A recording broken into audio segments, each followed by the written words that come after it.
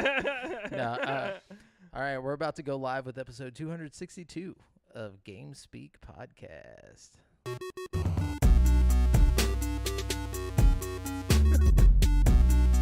Remake.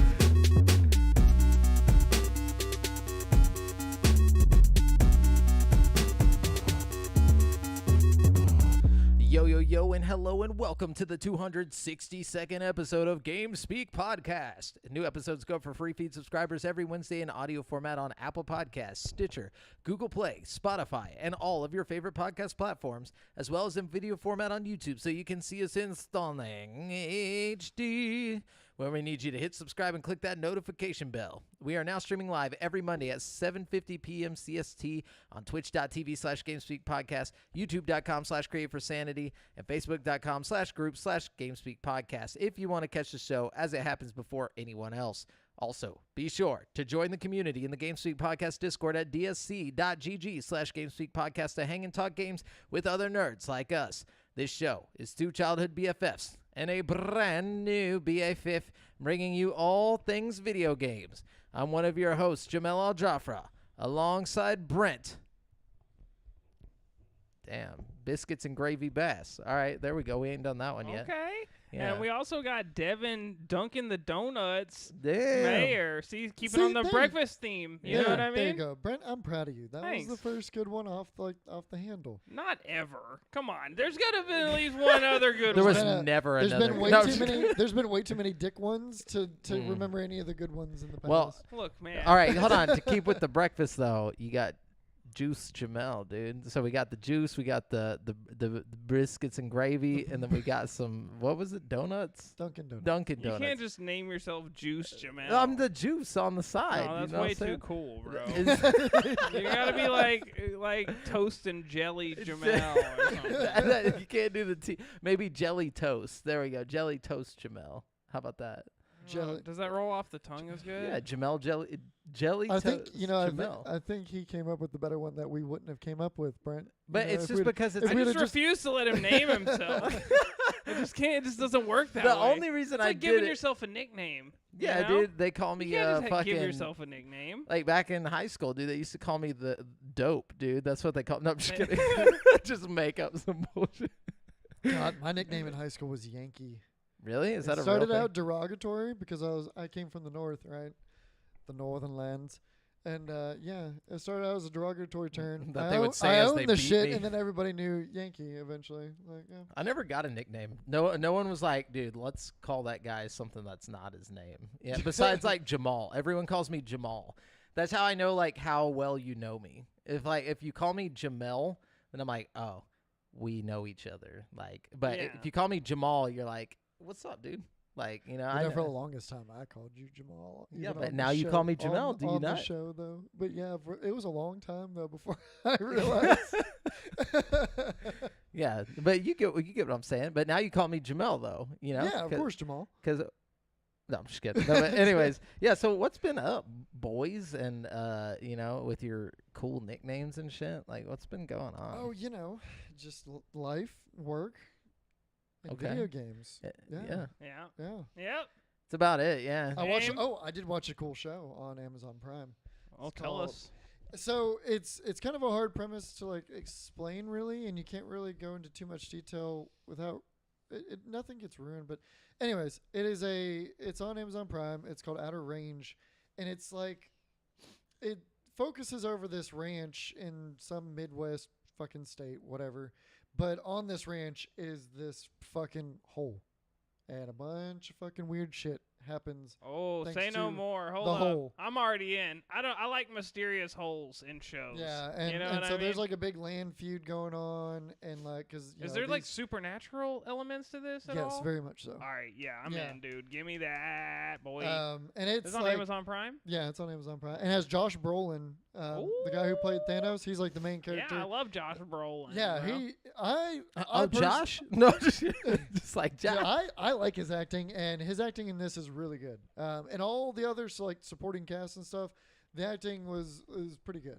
So, Okay. because sometimes you'll come across a show with a really cool premise, and then I don't know. For me, like the acting will just be so fucking bad. Yeah, I or just they'll can't. run out of ideas, and the show itself will kind of peter out. Like, have you ever seen Wayward Pines?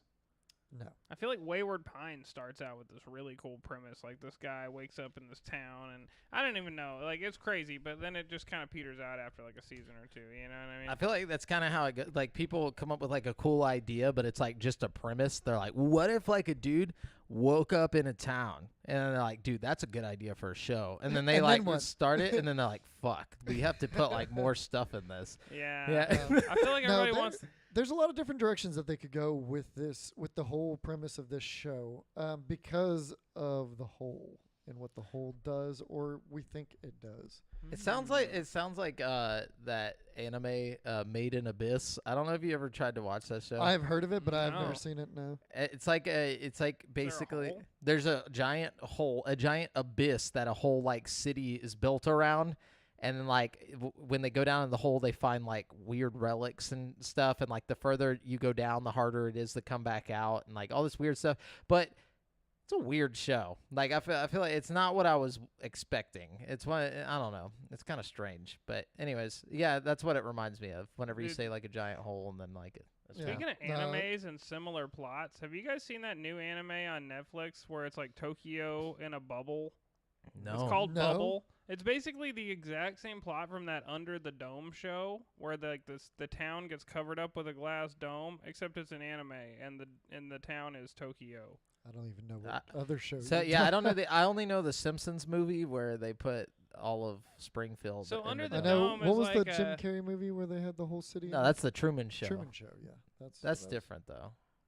Sorry. Brent, go ahead. continue. Sorry. Under the Dome is like I don't know what it's streaming on right now. I think it might be like Amazon Prime or CBS Plus or one of those fucking shits. You know what I mean? yeah. I don't fucking know. One of the 30 You can different look it streaming up. platforms. I'm sure you can find it, but it's a good show. It's based on this, like, I think it's a Stephen King novel of the same name where a town is under a dome. But they basically have an anime that ripped off the whole plot of it. Is it good though? I haven't watched the anime, Oh, but okay. I've only watched a little of the show, to be honest with you. Gotcha. Okay. Well, I'll definitely feel check that. out Outer Range on Yeah. Amazon Prime. That one's check it out. Range. Sounds very country, dude. But I'll check it out. I've been watching the 100, like this old ass like sci-fi Yeah. show. It's actually I tried to pretty give that one a interesting. chance a long time ago. if you don't like CW shit where like it's like kind of corny, but like it's Low got budget. cool concepts. Yeah. Yeah, I don't like low even- budget but still a decent show. Yeah, it's like that. It's like watching Smallville but battle royale but not battle royale. Like I don't even know how to explain what's happening in this show. In the 100's defense though, back in that day, like shows didn't have these huge ass budgets Yeah. that shows have now.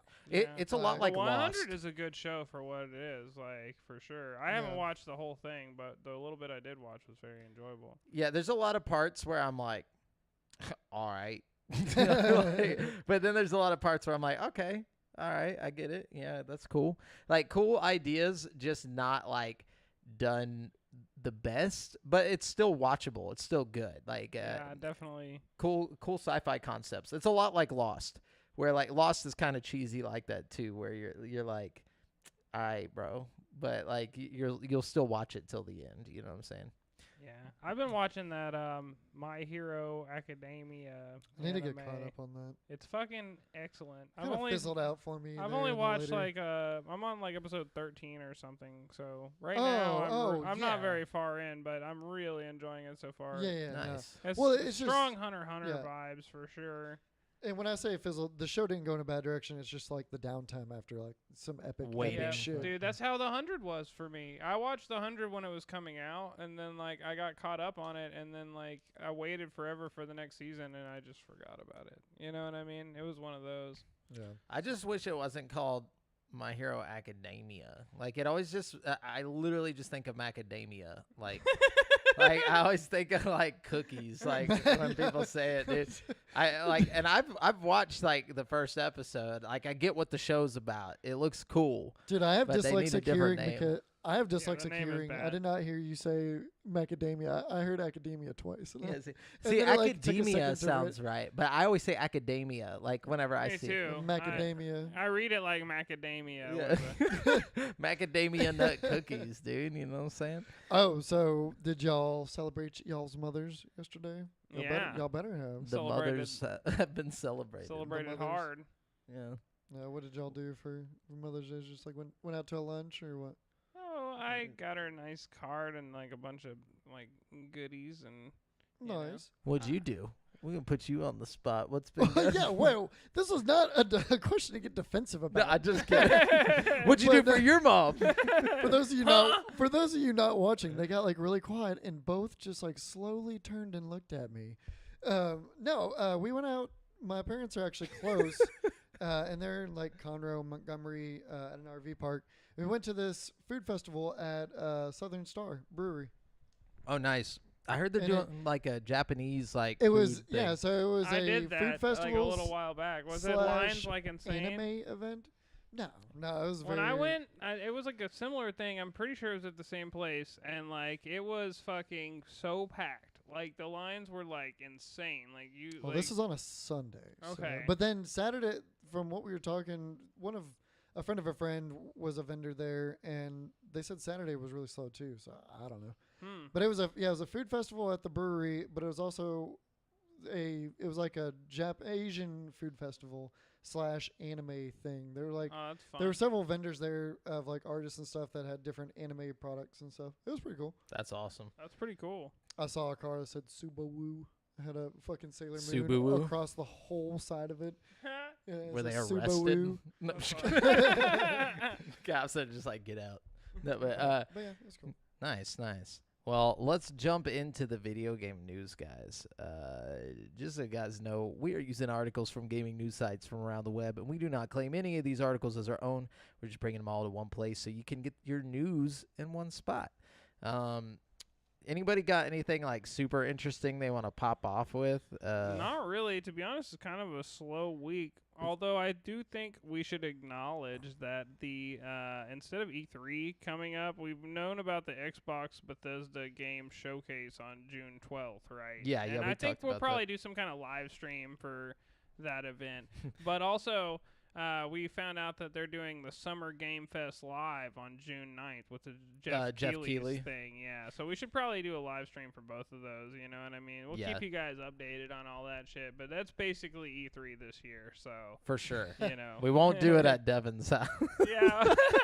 No, it's Jamel Devin's got house. his here, internet no, situation no, fuck sorted Xfinity, out. So. okay? Yeah. No, we did get my internet figured out. So like, dude, my fucking internet's running hot with the cable. If we can get a cable to this thing, I don't even think this thing takes a cable, huh?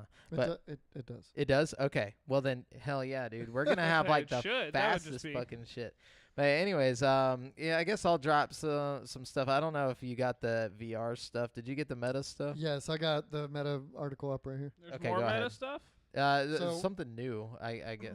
Well, there was two. I saw two different articles. Yeah. Oh. So yeah, okay. Meta will reportedly release 2 new Quest VR headsets by 2024. Whoa. Yeah. So Facebook's parent company Meta is this is an article by Ryan Dinsdale. Facebook's parent company Meta is reportedly planning to release 4 new VR headsets by 2024, including Whoa. 2 new Meta Quest, formerly Oculus, gaming headsets. Whoa. So what's that mean? We're gonna get like Oculus 3 or like Meta 3 or Probably Oculus 3 They're gonna probably put or something out. Meta Quest 3. It'll probably be a Quest 3. Man, hold up. If I had to guess, I mean, or I don't. or it'll be like a Could you see a return to just a PC A peripheral wired. headset? I mean, Yeah. maybe a direct competitor to PlayStation VR 2. You know what I Yeah. mean? Well, if it's 2 different ones, I don't think so. Okay, this I'm is thinking. Okay. Oh, I'm sorry. no, go ahead. go ahead. I was gonna say, well, the main draw of the Cambria headset that they were talking about, that's gonna be like $900, that isn't focused on gaming, later dropping is one of the big draws is like color pass-through cameras. You know so what I you mean? can see through the fucking the screen, so like basically. exactly. So if you had like you wanted to do your environment as your background, it would just be color instead of black and white, or when you're drawing your grid on the ground, etc. So I wouldn't be surprised if we saw one that was a gaming headset / that one. Yeah. Like a combination of the two. Maybe a that lower way, price point, you know what I mean? or like even a higher if it's a gaming and have the well, focus the other on one the can pass game through. too. They said it would Really? be like I think they said. I don't know. I got to go back and watch though. That was a while back when they were talking about all that. They're saying two gaming headsets are coming by 2024. Cambria is probably going to be one of the headsets. You know what I mean? Like Wouldn't they just mention that? I mean, like. Well, let me go. Go ahead. Go ahead. So according to a report from the information, Meta's internal roadmap has 4 VR headsets scheduled to release in the next 3 years. 4. The two Wow. The 2 Meta Quest headsets will be for gaming, of course, while the latter 2, including Project Cambria, which was revealed by CEO Mark Zuckerberg last week, will be for work purposes. Wait, so there is going to be two Meta gaming ones. Damn. 2 Meta Quest headsets. So we're probably going to have it'll probably be a Quest 3 like light, like and then a low gig version and a high gig version. Or I don't think it's going to be because if it was going to be just storage, then they would just offer storage. Yeah, they would just offer. It's probably going to be like a Series S and a Series X type deal. I could see that, and then them dropping the Quest 2 to like $150 because they want people to get VR. You know what I'm saying? Like, what if they just fucking like because they're trying to get everybody into the metaverse situation. They want to they want to tear the fucking entry barrier as low as they can possibly afford to get everybody to buy into it. Because then once they buy into it, then Meta, the whole idea of Meta and whatnot is going to be born. Yeah, because they'll have the fucking funding. Imagine if you could just go out and buy a Quest for $150, like a Quest 2 brand new, like for $150. Like everybody would try it. Yeah, I mean, what are they gonna do to improve the Quest? Like the GPU power, probably. Yeah, just beef up the power. They could do, instead of doing the LCD screen, they could go back to OLED. If they could put they don't fucking go OLED, I swear to God, Facebook, Meta, whatever the fuck you are, you better do OLED in this. I agree with that. I think we should get rid of Fresnel lenses too. Like the PSVR had the best lenses out of any VR headset I've ever used, and it was because they didn't have those like circular. You know how like the lenses of the Quest have the little line circles. Mm-hmm. Like the PSVR's was just like smooth like glasses lenses. Yeah, and it was like it still had that perfect 3D effect. Like I don't know, they did a great job with that. Yeah, I think it'll be like quality and performance upgrades that we'll see in this. I mean, if that's they could just slap a fucking laptop GPU in there, like if you could get like a mobile like 3050 in the fucking headset somehow, you know what I mean? Maybe make it a little fatter or put it on the back. You could counterbalance the weight. It into the into the head strap. Yeah, dude, put it on the back head strap, and then you could also have the heat sink there. It could be blowing hot air out the back instead of like just fucking up your fucking whole head. No. Well, I mean, it wouldn't be cooking the CPU at least, you know what I mean? And you could have fans. I think that's the next generation is like air circulation technology to keep sweat from building up, because I bought this thing that like sucks the air out and like replaces it with new air, and it like keeps the fucking condensation from building up, because I'm like a sweaty dude, so like I fucking build up like fog in my lenses pretty frequently if I do anything kind of active in VR. See, you know what I mean? Unless I'm playing like Beat Saber for like 30 minutes or more, or some other very strenuous, always moving your arms around, I don't really get that sweaty, thankfully. But no, I don't know. I'd be really surprised if we saw like built-in fans and stuff. But the main things that I want though is OLED, battery life. We'll probably see some battery life improvements, because all this tech is still getting better every single day. So battery life would definitely be nice. But the 2 different headsets though, by 2024, I'm calling it right now. It's going to be performance differences. Nice. So. This is exciting. Yeah. All right. All right. Our next bit of news here is from George Yang. Ubisoft has announced that the Prince of Persia: The Sands of Time remake is now being handled by Ubisoft Montreal, who created the Sands of Time trilogy. The project was originally in development over at Ubisoft Pune? Pune? And Ubisoft Mumbai, 2 of the company's studios in India. They made such a big deal out of it being handled in India, too, which is hilarious. They're like, Yeah. oh, we've got Prince of Persia being handled respectfully by the India people and the blah, blah, blah. I'm like, yeah, now it's going to yeah, we're Montreal. taking that Yeah, shit we're going back. to Canada. Yeah. So, this decision is an important step, and the team building upon the work achieved by Ubisoft Pune and Ubisoft Mumbai, will now take the time they need to regroup on the scope of the game to deliver you the best experience for this remake of an all-time classic when it's ready, Ubisoft says in a statement on Twitter. So yeah, it was announced in September 2020 with a release date of January 2021. Obviously that didn't happen, but so we'll see how this goes. I wonder what they were doing over there. I don't know. What's been going on? Because that game looked terrible. I mean, I think they probably heard the backlash, and then, I don't know. They probably got pressure to, like, make it better, and then they couldn't make it any better. They're like, this is all we got, bro. This is it. This is it. Y'all chose us. We told you we couldn't do shit over here. But anyways. All right. Let's see. PC gaming giant Nvidia has agreed to pay a $5.5 million penalty to settle charges for inadequate disclosures regarding crypto mining in gaming business.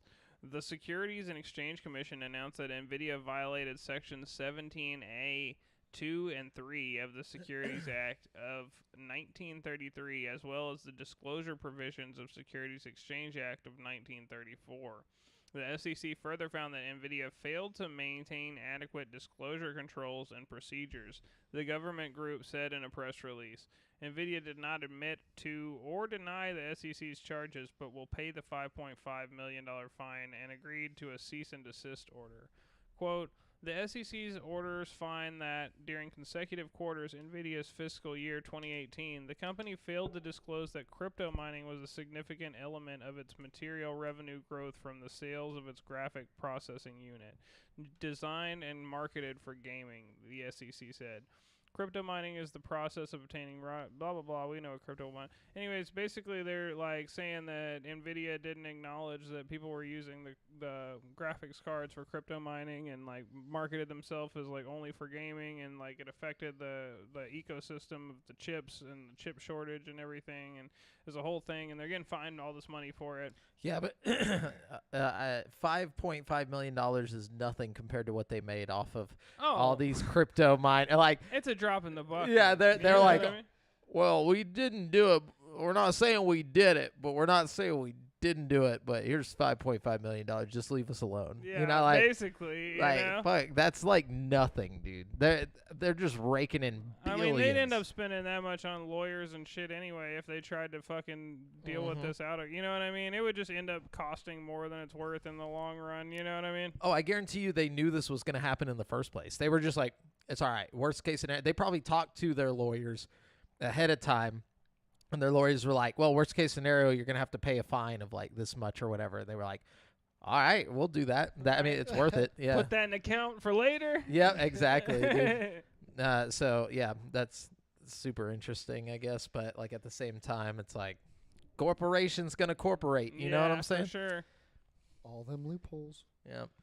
So something that's not so interesting and more kind of like what the fuck is scientists invent mouth haptics for VR, including water, wind, and spiders. Oh, hell no. Spiders in my mouth? Hold up. we got to talk about the fact that mouth haptics. This is okay. And cocks. No, yeah, okay. That's what I was about to say. This is a setup. Yeah, this is a setup. All right, this is how VR makes it into the mainstream, because that's how, like, porn leads the industry or whatever, that whole situation.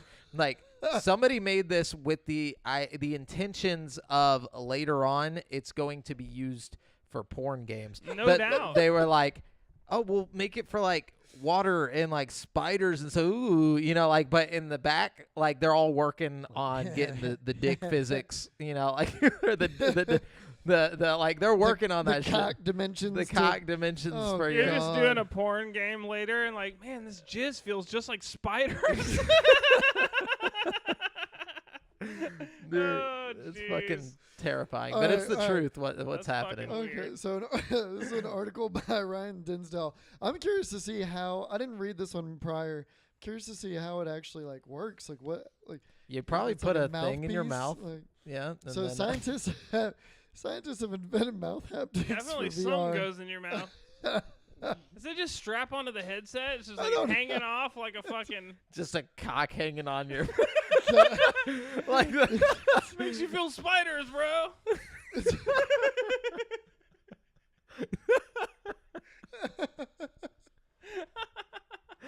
All right. Oh, God damn, I'm that's never gonna dumb. get through this article. Go. Okay. So scientists have invented mouth haptics for VR that allow users to feel different virtual experiences with their mouths. Oh god. These include feeling the wind on your face while riding a bike. I'm so confused. Taking Wait, a is sip. that what's that have to do with your Yeah, mouth? I don't know. Your Hold on. mouth? Hold Who's on. just shooting Hold wind on. into their mouth?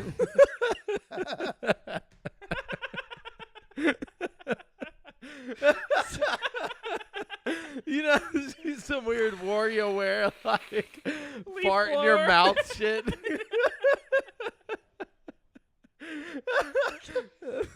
You always see those fucking like Gosh. comments on the internet where they're like, "I'm so bored of that person." Oh my god. This is all made for porn. Hold on. Okay. So taking a Gotta sip. give the people what they want. I'm so sorry. Taking a sip from a fountain and feeling water on your lips and covering Who's the fucker that made this? Oh god. and covering yourself with spiders that you'll feel running in and around your mouth. Okay. What the fuck? As reported by IFL Science and spotted by PC Gamer, scientists from Carnegie Mellon University Scientists made this. University's Future Interfaces group added ultrasonic transducers to a MetaQuest 2 that focus acoustic energy on the mouth. Acoustic energy is what we're Yeah. calling this. So, when partnered with virtual reality demos, this essentially means that users will feel different sensations on their lips, teeth, and tongue depending on what they're doing in game. So it blasts you with bass or something? and, Yeah, like- it looks like sound waves that are felt more than heard, I guess. The Okay. future sounds horrible, dude. The mouth. I'm just People glad. just like you like walk in and your buddy's got his headset on and you just see it like this thing in his mouth and it's just like He's got his- This is so realistic, bro. Everyone, you gotta try this. So, So the mouth haptics are programmed to do different things depending on the situation, including single impulses, pulse trains, oh god. multiple Can we- swipes in the X, Y, and Z directions, Oh. moving along, down, and towards your mouth. This has gotta be a joke article, dude. This can't be Fucking real. hard. I don't know, man. The different demos shown in Future Interfaces group videos. Okay, there's videos. Look it up. I don't wanna. Future Interfaces. Look up Future Interfaces mouth haptics. Include sure you- walking in through your cobwebs in a private forest browser. before being covered. Oh my god! Oh no! What is it? The group's video include walking through cobwebs in a forest before being covered in spider venom What? that you feel on your mouth. Why is it Drink- venom? Like, Dude, this really does have to be a Drink. joke article. Like, what's the source here? Like, why what's the this- mouth? This is IGN. This is a, IGN. This is a very legitimate article. Oh from my IGN. God. But my dude. question is like, what is the fascination with the mouth? Like, why not the face? Like, Look, why 'Cause not it's like? spooky, Jamal? But like, why not have spiders crawl in your face? Why do they gotta be in your fucking mouth? Like, why Why not would- have the wind blow on your face? Like, Jamel, Their venom Jamel, in your why mouth, would they bro. be spraying venom on your face? That's the better question. I We don't- answered. Why not bite? these- Why not crawl? You know, No. what? Like, they'll bite I'm you, just too. saying the practical applications for video games. if it was the face, would make a lot more sense than just the fucking mouth. Like, you know, like maybe, you know, I don't know, it's cold, so your face gets cold. You know what I'm saying? Like I don't know. Like we said in the beginning before we even started this discussion or read into it, it's for It's porn. for porn. It is it's definitely for for porn. And those people over at the universities over there, Oh, like, Carnegie bastards are fucking lonely. apparently, dude. Oh, they're not lonely. Not anymore. Jesus Christ. Anyways. Not with the Quest 2 Yeah, Dick Mouth Blaster 9000. Get ready for mouth boner. But anyway, so like, what? So when does it come out? It doesn't. It does. Hopefully, it doesn't. Okay. It's still very early in early developmental stages. They got.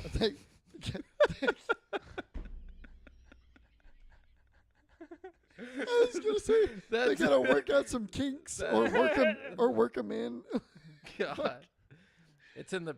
Oh, They're not God. very deep into development yet. They don't. Never mind. I don't. All right, I don't want to let's continue move this. on. I have kill it. one, but I'm Just good. kill it. Just Yeah. kill it. No. right. Let's go. Okay. Anyways, okay, Brent, it's you this time. Is it me? Is it? No, you already No, went. it's- I think It's I me. just went, yeah. Okay. All right. WWE has signed a deal to make an official wrestling role-playing game with an What? official reveal coming soon. Yo, this might actually be kind of tight. I don't even I don't know why, but that just sounds like it could be fun. It really does.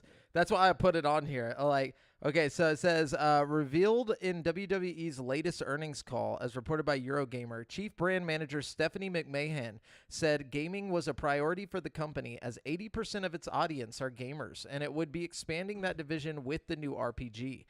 She only touched briefly on the game, simply saying WWE had recently signed a new deal in the role-playing game space that will be announced soon, but spoke of it separately to the mainline WWE series, implying that the RPG will be something new entirely. So I wonder if this will Yeah. be like an actual like WWE like turn-based game or some shit, or if this will be like those WWE movies that The Rock was doing for a while that had nothing to do with WWE, but they were like, you know, produced by the wrestling people and like talking about like the family, like or the whatever. Rundown and shit like that. You know what I mean?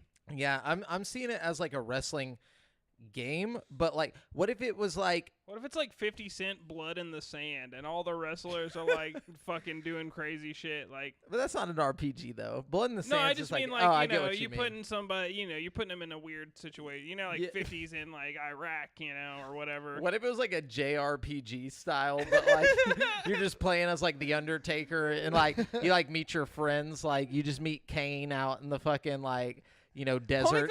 Undertaker-san. Yeah. You gotta like battle like giant bosses and shit. Like fucking Vince McMahon just like pops up every now and then and like it like yells shit and like What if it's just like Elden Ring, but like fucking wrestling. with John Cena instead of Dude. fucking Makilla the Black Blade? You know what I mean? But like the areas are themed like around the character, you know, like that could be tight actually. You know, like I don't know if I'd want to go like you go to this place and it's all rocks everywhere, and you get to the final boss and it's like Stone Cold, the destroyer of Austins or something, and Yeah, it's like, just you like like- fucking you Stone get Cold to Steve the- Austin with to this like area, you like walk in and like you know how like in Elden Ring they have like all that fucking music and you just hear, doo, doo, doo, doo, but it's just like played with like violins and like horrifying orchestral music. He just fucking drops. That'd be tight. Yeah, that would be really tight. I'm hoping for Elden Ring, WWE Elden Ring. Anyways, what you got, Brent? Man, nothing that good. We've got Hitman 3 is adding a roguelite mode called Freelancer, and it will be in development for a little while longer. But IO has also revealed that a brand new level for the game will be available in July.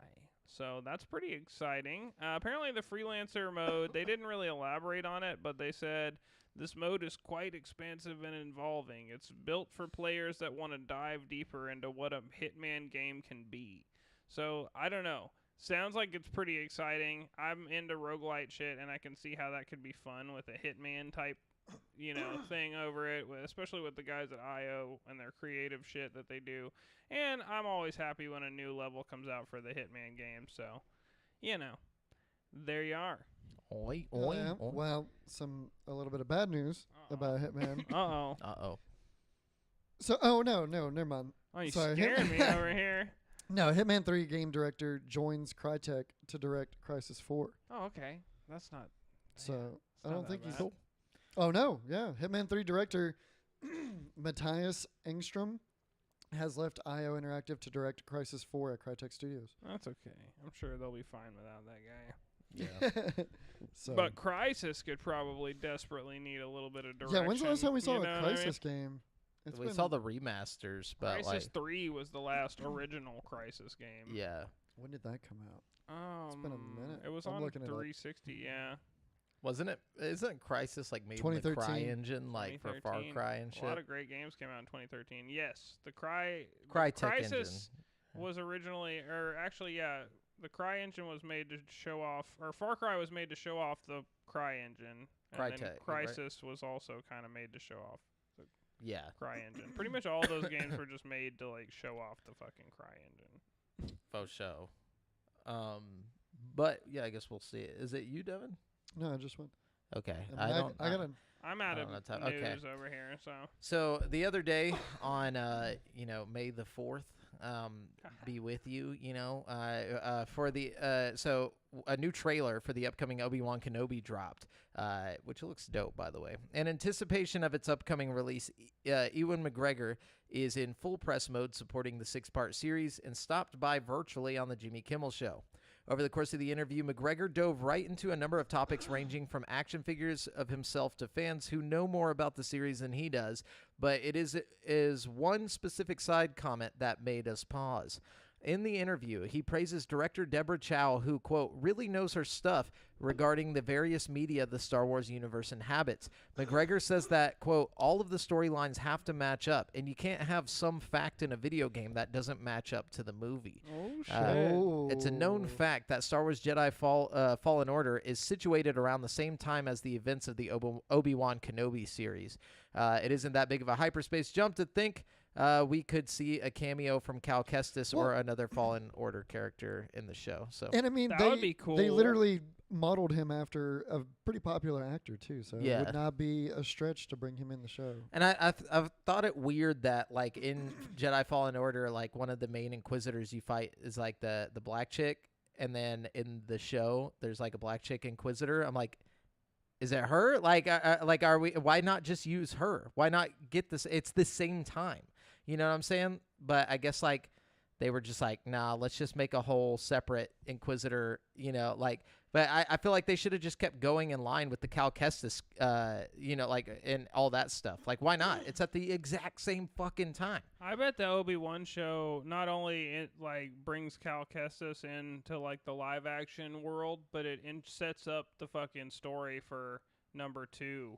You know what I mean? Because they're gonna drop another fucking Jedi Fallen Order soon. You know what I mean? They are, but I've heard that it's, like, not going to be Cal Kestis as the main character anymore. Like, they're going to switch up who the main character. That's, like, the rumors around it, that it's going to be, like, a female main character, some chick.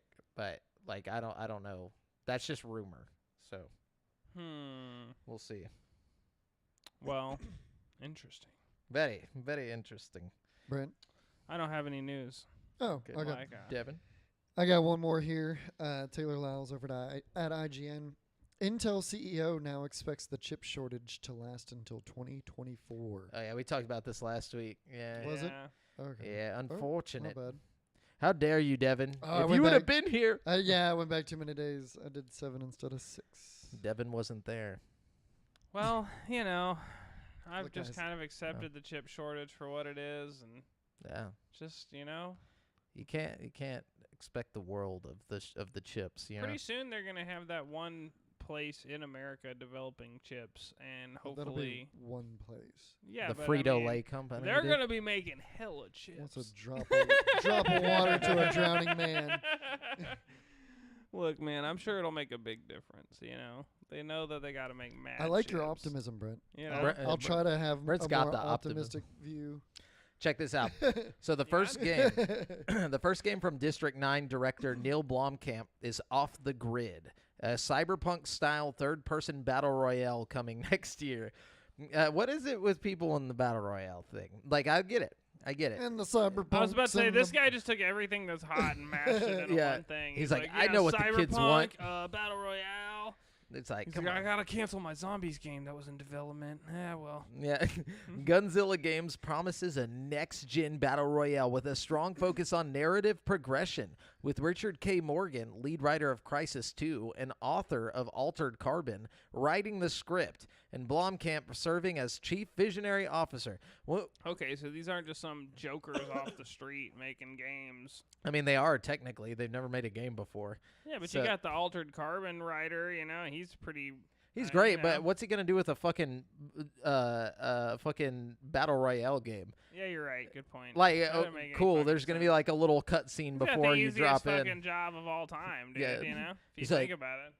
100 people drop into a fucking map. All right, like, there you go. And they're like, dude, pay him right now. We did it. No, but so like, Off the Grid pits 150 players against each other. Whoa! But PvE story missions will also take place on the map in real time, with player actions affecting how the story and therefore other people's gameplay unfolds. Sounds So it's not like realistic. an MMO, but like... Just a battle royale. It's a battle royale with PvE shit happening, like at the same time, like, which is already happening in Warzone. But they're saying that it's going to affect things narratively, which, like, I don't think they understand. That's not gonna work. Like, because with battle royales, you just keep dropping in over and over again. Like, eventually, you're gonna run out of shit. Like, I don't understand what you're gonna do. Like, what do you do with this? But crafting and customization will also be a key component, with players encouraged to trade items with one another. God, it's like these guys Jeez. like learned about video games in the 90s and thought like this is like, how people used to talk about games?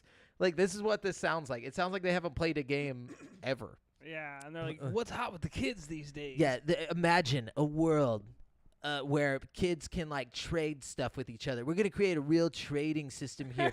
And it's like, RuneScape. yeah, this is like some dumb shit. Quote, with Off the Grid, our ambition is not only to create the Battle Royale 2.0 by adding deep player progression, but to build an evolving world designed to take on a life of its own, changing in unexpected ways each time a player rejoins the game, said Blomkamp. Oh, God. With an innovative approach to the Battle Royale core session flow. Don't say that. Core session flow and a deep narrative experience. We add purpose to each element of the game, allowing players to revisit the OTG world repeatedly, where there's always something new to find and explore, and for us to expand upon. Man, if you really want the core session flow, you just got to get that mouth haptics thing. The fucking mouth. The flow is real. No, but I don't know what they're describing. Sounds more like a game like Ark or something. Yeah. Instead of a battle royale. yeah, it really sounds like they don't have anything actually made, and they're just kind of like spitballing shit. And then, like, they're Seeing like, what people get keywords. excited about it. Yeah. Throwing a bunch of keywords out there. yeah, and then when the game actually comes out, like 5 years from now, it's like Neil Blomkamp will have left like 3 years prior, and like they'll have some writer who like has never worked on a game or anything. People are buying houses on the Battle Royale map as NFTs. The future's sad, dude. But anyways, Devin, you got anything else? I am all out, sir. All right. Well, I'm gonna drop the games that are coming to Game Pass this month. Not games with gold, but Game Pass. Whoa. So, Dude, my like Game that. Pass has y'all. Do you use Game Pass on PC? Either of y'all? Yeah, I Sometimes. do frequently. Did you use it like in the last couple days? Because I tried to play any game off of my Game Pass like 2 days ago. Could not play anything. Weird. why and, not? it kept Have saying. you updated your Game Pass? Or? Well, I think that might be it. I tried to check for updates, but I couldn't see one for like the app itself. But I think that's what the case is. I just wasn't finding it. But it kept saying need internet connection to play a game, and it's like, oh, they fixed that. Yeah, like I forgot that was in the news as well. Like that's back up. Like there was an issue with the server side. oh, okay, Oh, yeah, good. okay. Okay, I was so about to uninstall a lot of shit. Dude, yeah, free up some space. coming to Game Pass, Loot River is available now. Citizen Sleeper is coming to console, PC, and cloud. Game Pass on May 5th. Trek to Yomi is coming to console, PC, and cloud. That So one- hot right now. The Yeah. Trek to Yomi looks pretty cool. It sounds Lots of people are yummy. excited about this. Then we got Danganronpa 2 Goodbye Despair Anniversary Edition coming to console and PC and cloud on May 10th. Oh, cool. I still haven't played the first one, but I got it downloaded on my Game Pass. It's a lot like what's the game we were just playing? The Japanese Doki Doki- Doki. No. Persona. Persona. It's a lot like Persona, but like Oh, different. okay. It's like first person, like point and click. That sounds like my kind of thing. Yeah, you'll like it. And then we got sorry, we already did that. We got Euden Chronicle Rising coming to console, PC, and cloud on May 10th. This War of Mine Final Cut coming to console, PC, and cloud May 10th. NHL 22 coming to console on May 12th. Floppy Nights coming to console and PC on May 24th. Hard Space Shipbreaker coming May 24th to PC. Sniper Elite 5 is coming to console and PC May 26th. Pac-Man Museum Plus coming to console PC May 27th. Assassin's Creed Origins is coming May or June. Oh, that's a good So one. yeah, it might be coming June, but it says maybe May. And then For Honor Marching Fire Edition is coming in May or June as Did well. you say To Sniper PC and Elite console, 5? or It doesn't say for those two. damn, I think For Honor's on console. Sniper Elite 5 just came out, right? Like I that's like think a so. brand new game. So did Trek to Yomi, right? That Yeah. just dropped too. Mm-hmm. Yeah, but Trek to Yomi was a more Indie. Yeah, Devolver Digital, so like Okay. moderately indie. or semi indie now. They're kind of like Cindy. they're kind of like Big budget big indie. budget indie. Yeah, I was Yeah. about to say like they make indie games on purpose. You know what I Yeah. mean? Like they, It looks. I like the style. It's like so the Trek to Yomi it's like an old like feudal Japan setting, but it's a side scroller with like depth to it. I don't know. Your Ooh. character can only go side by side, but they showed like different settings that the character got in, and like enemies would come at you from different angles and stuff. oh, that's cool. And it was like, yeah, it looked really interesting. I'm gonna try to give it a try this week and let Yeah. y'all know next week I about think it. I will too. Nice. All right. So now that we're done with the news, I'm going to jump into the games, the upcoming games, where I'm going to let you know which brand new games are coming out in the next 7 days. So starting with Danganronpa 2 Goodbye Despair, which is coming to Xbox One on May 10th, which you guys get what that is. And then we got Dislight. No, I'm not even going to mention that. That's a mobile game. Euden Chronicle Rising is coming to PC, PS4, PS5, Switch, Xbox, obviously to Game Pass. So May 10th. Then we got Salt and Sacrifice coming to PC, PS4, PS5 on May 10th. This is apparently like a Souls-like game. It's like a top-down Souls-like. Yeah. It says hunt for mages in Salt and Sacrifice, the follow-up to the Souls-like platformer Salt and Sanctuary. Okay, so that's the story there. Hunt for maidens. Yeah, hunt for maidens. And then we got Unpacking coming to PS4 and PS5 on May 10th. Unpacking is a Zen puzzle game about the familiar experience of pulling possessions out of boxes and fitting them into a new home. Okay, and then we got We Were Here Forever coming to PC, PS5, and Xbox Series S and X. It says the fourth game in this chilling series, We Were Here Forever, features co-op mechanics where the puzzles you encounter take two to solve. You both have a role to play. Yeah, so that's coming May 10th. And then we got Wolf Stride coming to Switch on May 10th. It says, battle, tinker, and manage your way to victory in Wolf Stride, a stylish RPG about three friends facing a turning point. Their fate and that of the world rests on the outcome of turn-based giant mecha battles. Cool. And then we got Brigandine, the Legend of Runerzia coming to PC. So Brigandine makes its return after 20 years with Brigandine, the Legend of Runerzia. I've been waiting 20 long years for Brigandine. The 6 countries in the continent of Runersia wage a war to conquer and unify the land under one nation. Cool. And that's coming May 11th. And then also May 11th, we got Kuzlevka. There we go. Okay. This is coming to PC. It says, when a flying alien craft crash lands in a distant Russian village, you, as the village headmaster, must dictate how this encounter unfolds and ultimately determines history's outcome. I have a feeling this game won't do too well, right about now. Yeah. Just a hunch, like maybe they should wait a little bit, whatever that game is called. And then we Kuzlevka. And then we've got Source of Madness coming to PC, PS4, PS5, Switch, Xbox One, and Xbox Series S and X on May 11th. So Source of Madness is a side-scrolling dark action roguelite set in the Loam Lands, a twisted Lovecraftian-inspired world powered by procedural generation and AI machine learning. So, they didn't make a game. They just, threw a bunch of shit into, let the computers do it? Yeah. I put 100 hours worth of Elden Ring into a bot and let it make its own game. Then we got Area Man Lives coming to PC and Quest on May 12th. Looks like a raccoon with a VR headset on. Area Man Lives, or does he? If you could join a radio drama already in progress, talk to the characters and interact with the environments the story painted in your mind, you might find yourself in the world of the Area Man. Is this a VR game? Yeah. Oh. Okay. Give me that. It's I don't care if it's good. It's VR. I'll try it. I mean, you do get a little bit of a leadway. You can make a slightly shittier game, and it's much more acceptable in VR. That's all I'm saying. Oh, for sure. You ain't got much options, And then we got Dungeons of Dreadrock coming to Switch on May 12th. Adventure through 100 levels inside Dreadrock Mountain, avoiding and defeating enemies, disarming traps, and figuring out each room's secret.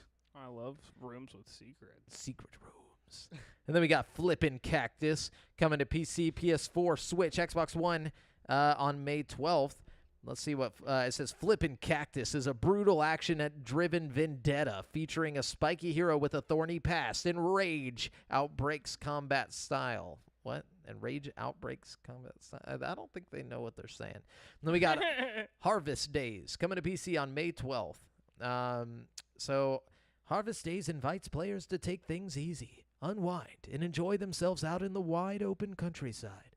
Become a farmer and cornerstone of a small but friendly community. Befriend the townsfolk and immerse yourself in the joys of the countryside. Then poison the food. Kill everyone you know. It just takes a dark turn. But why stop there? Nope.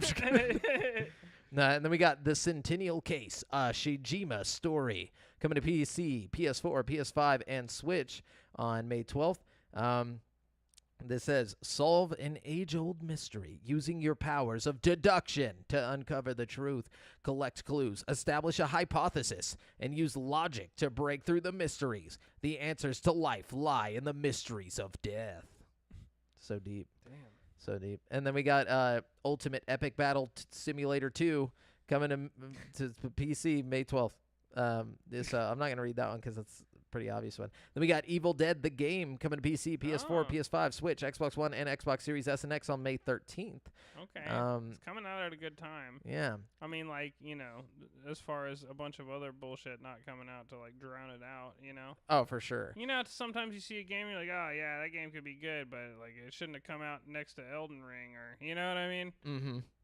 Faux show. Yeah. This one, it should never come out, near any game, ever. That has any merit. You know what I'm saying? So, I think this is a good spot because no games are coming out right now. Exactly. This is a perfect time for this to drop. Evil Dead, the game, is the ultimate experience in grueling multiplayer horror. Step into the shoes of Ash Williams or his friends from the iconic Evil Dead franchise and work together in a game loaded with over-the-top co-op and PvP multiplayer action.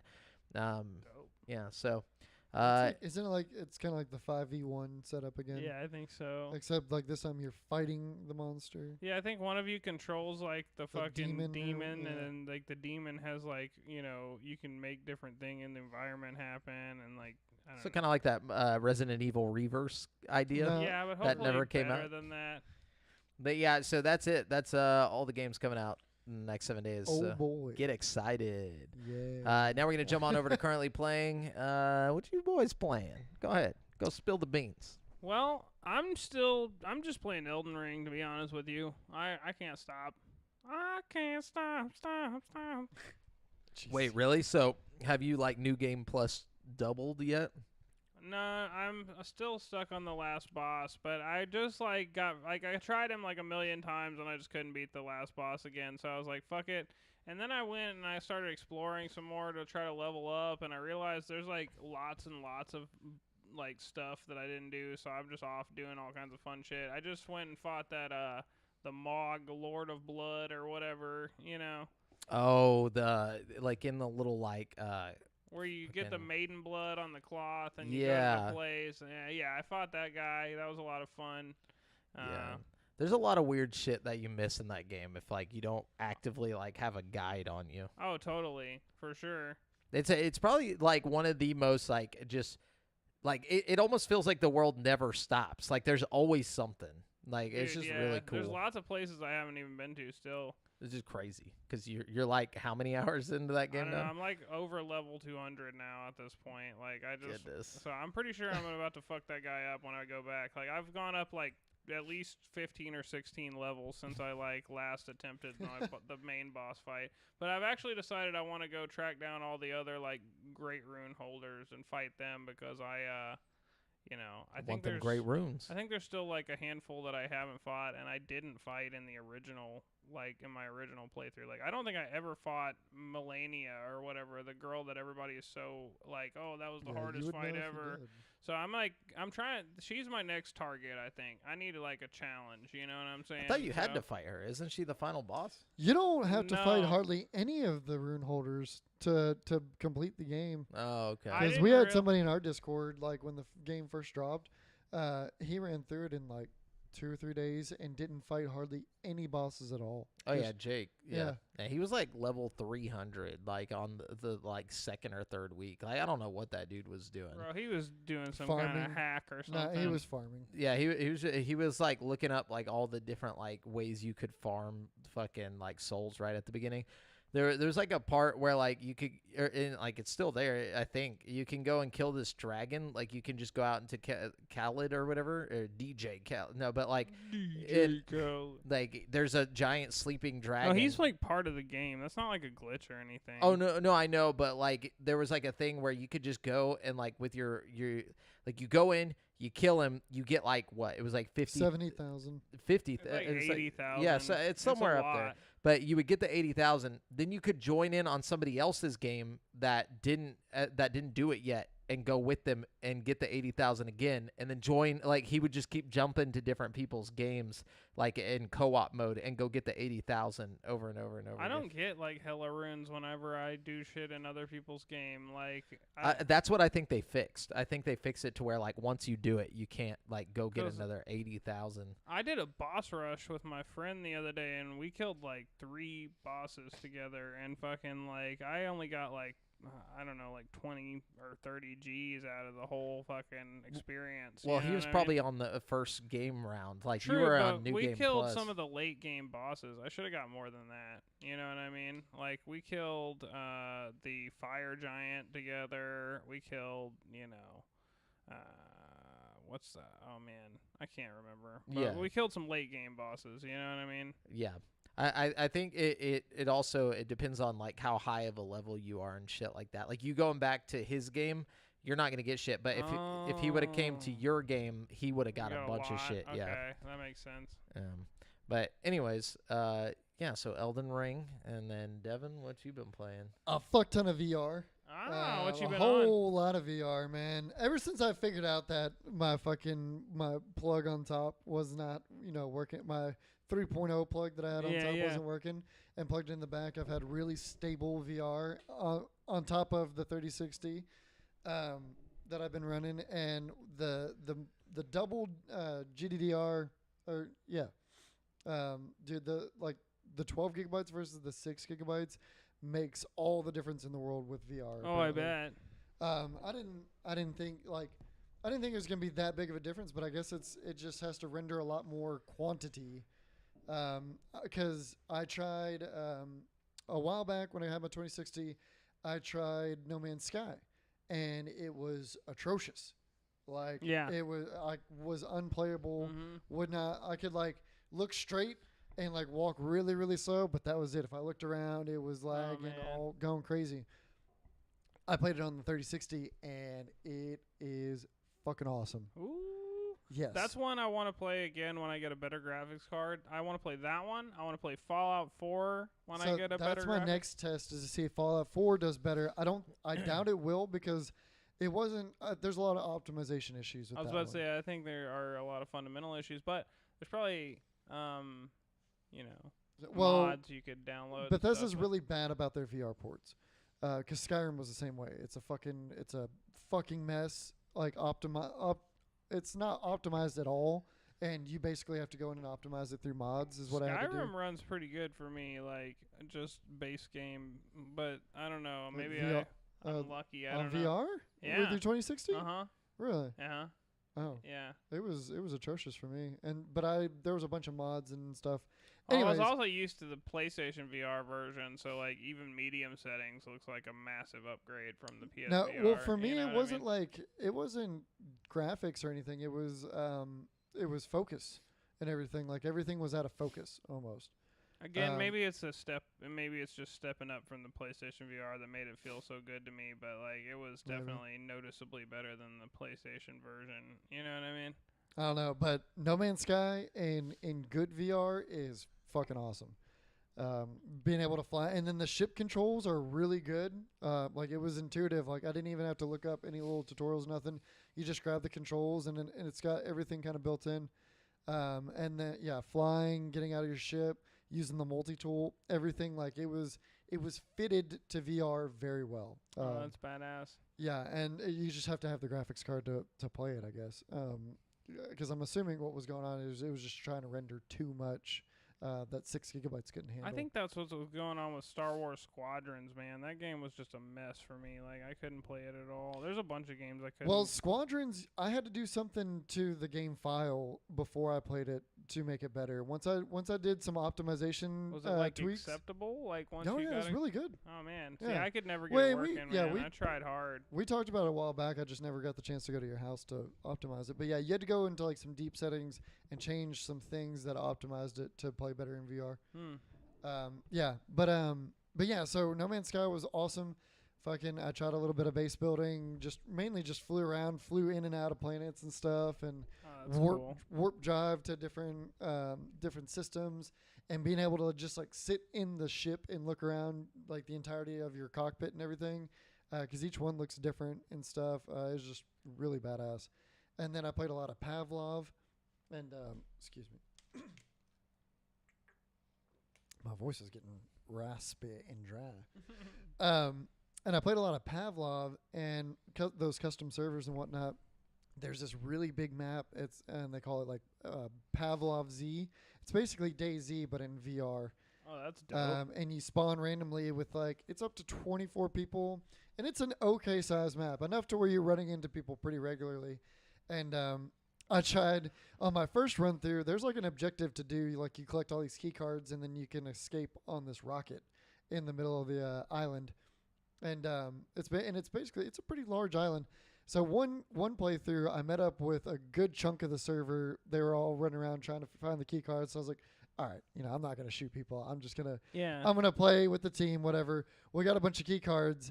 And then some rogue player got in with us and tossed a bunch of grenades at our feet and shit when we were trying to figure out what cards we had. So I was like, all right, fuck this. I'm going and I'm shooting on sight, and played 2 playthroughs of that and killed 6 or 7 people. Did you ever get the key cards? I collected a bunch, and then when I figured out that I couldn't collect everything and carry it myself, I just started throwing everything into the water.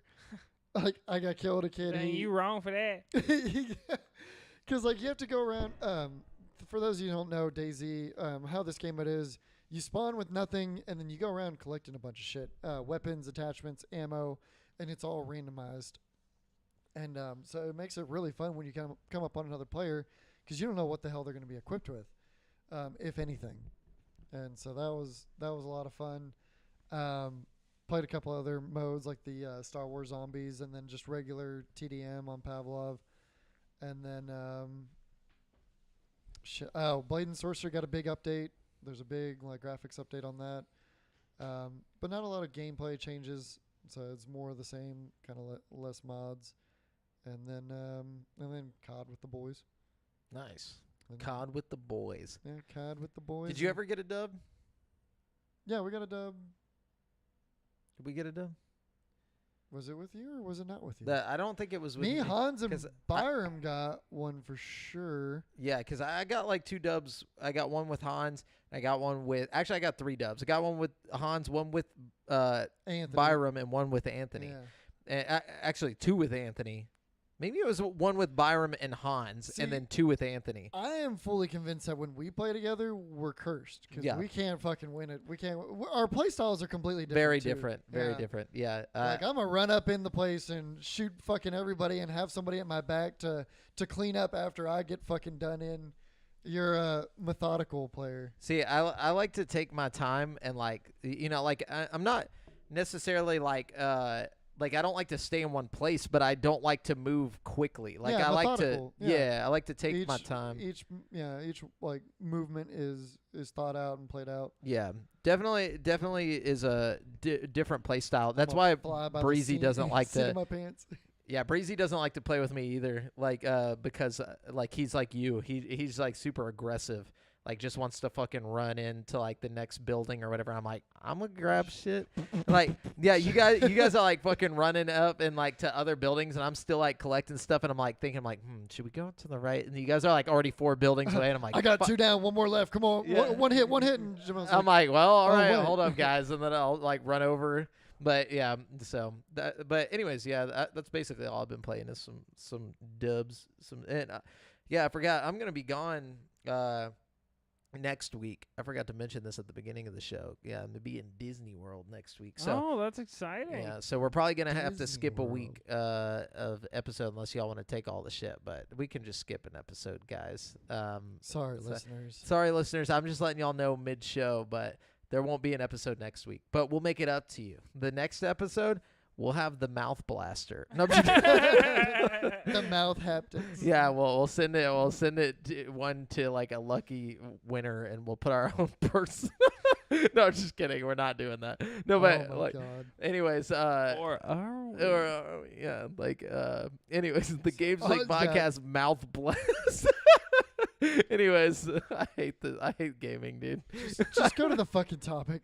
Anyways, that's it. We're currently playing. The world. I gotta say though, that was the funniest article that we've read in a long time. That was, dude. That it kind of hurt. Reading. And it wasn't even supposed to be funny. It just was. They knew what they were doing. I don't the names for it and everything. But anyways, yeah. Let's jump into the topic of the show. Let's get away from all this, lowbrow humor. Let's get to some serious intellectual conversation. Yes. We're talking about video games based on books. Oh, yes. Yes, we are well-read gamers. No, I'm just kidding. Actually, most of these books I've never read. But I played the games. So I've got... Just as good. Yeah, it's just as good, dude. I got 3 decent ones good ones that I wanted to bring and kind of read the description of the books and stuff like that. So who wants to go first? You guys should go first because I got lots of them. So if you accidentally do one that I have, it's no sweat off my back. You know what I mean? Yeah, and I figured all of our lists are going to be fairly the same. Yeah, so yeah. It's not even a list. It's more just a conversation. This isn't really a top 10 or anything because there's really not that many. So you know what I mean? All right. So my opinion of the most notable and achieving that is based straight from a book that was not a movie or show first has got to be Witcher, in my opinion. Yeah, definitely. Yeah, Witcher counts, right? That would No, definitely Witcher, count. yeah, It Witcher. is- But Witcher was like no, I'm just saying like not it counts, but Witcher counts as like the most popular one is what I meant. Most Like, notable, and it's also there wasn't a show or a movie like a lot of the ones that I was looking at as well were were movies or shows, but yeah, Witcher was a huge success. Witcher 3 specifically was incredibly successful. and it's like based off a graphic novel, right? Like a Swedish graphic novel, or is it like a? No, it's just a regular Like novel. Polish or something. It's not a graphic novel though. It's, It's no, it's based on a real novel. Yeah. I thought it was a graphic no, novel. there's like a series of books called The Witcher that Really? fucking some Yep. guy wrote, and he hates the games apparently. Yeah, I remember that part. What? Yeah. I didn't realize that. Oh yeah, and he was like hating on it because it was a video game in general, right? Yeah, he was just not a fan of video games. Wonder and, how he like, feels about the show. That changes my whole I like. think he likes the show. I don't know. I seriously thought all of the Witcher books were graphic novels. I just looked it up. It's like literally like 15 fantasy novels. Yeah, there's Yeah. lots of them. What yeah. the fuck? Okay, well that changes everything. I guess that's how they were able to make a whole fucking like series out of it and stuff. But Yeah. anyways, I got one here. One of the most obvious ones, Dante's Inferno, based yeah. off Ah. the old Dante's Inferno. I never played. I never played Dante's Inferno. I always heard. I had lots of friends that played it, and I heard things. It was So, tight. like, story-wise, it has nothing to do with the book Dante's Inferno, other than the fact that you're going through like 7 layers of hell, like the Yeah. actual. Well, you're going after Beatrice too, like in the book. Like that's kind of the whole point of the book. Yeah, but you're like fucking this badass demon slaying fucking, like it's Of course. definitely taking some liberties. Yeah, but it takes a lot of. Okay, it takes the book and makes it hardcore. Like it's literally the book. Isekai It's is literally the fucking same character. book. Like you still have Virgil like walking you through the fucking levels of They're hell. literally just pulling names out of the story and then like It's the main slapping them on characters. characters. But bro. they it's not like they're like The main difference is instead of just walking through hell, like having a walk through You're a hell, you're badass fucking slaying tearing- through hell. tearing Alright. ass through. You fight like a giant demon with a big old dick, and like in one of the parts, like it's like not even a joke. Like the remake's gonna have that fucking haptics. haptic mouth feedback, bro. Just get ready. I remember like playing that game, and it was very awkward because like it was like I was playing it in like my living room. This game came out whenever, or I played it whenever I was a little bit older. I was like 16 or 17,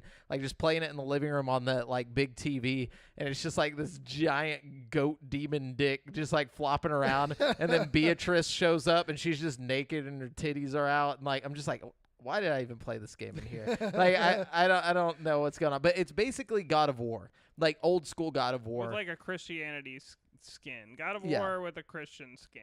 Yeah, you with know? the Christian, like if you call Dante's Inferno Christian, it's like Christianity myth. Like it's just Yeah. this dude was like, I want to be a good poet, and like wrote this like book about fucking like the layers of hell, but there's no like actual anything about that in the Bible about the layers.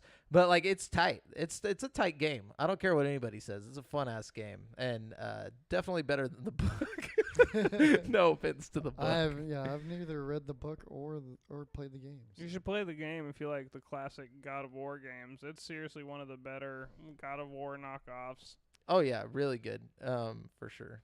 Anyways, All right, let's see. I guess I'll go with American McGee's Alice, which is based on Alice in Wonderland.